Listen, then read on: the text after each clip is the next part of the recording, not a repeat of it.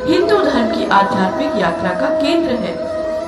पुरी के तट पर एक लकड़ी का लौग भगवान कृष्ण के हृदय को धारण किया था। राजा इंद्रद्युम्न ने मंदिर बनाया और श्री कृष्ण के हृदय को जगन्नाथ के रूप में स्थापित किया था। कृष्ण का हृदय जगन्नाथ में बसा है, जो मानवता से प्रेम करता है। जो भी जगन्नाथ के दर्शन करता है उसे कृष्ण के हृदय की धड़कन का अनुभव होता है। जगन्नाथ मंदिर कृष्ण के हृदय का निवास है, जो मानवता को प्रेम और शांति का संदेश देता है।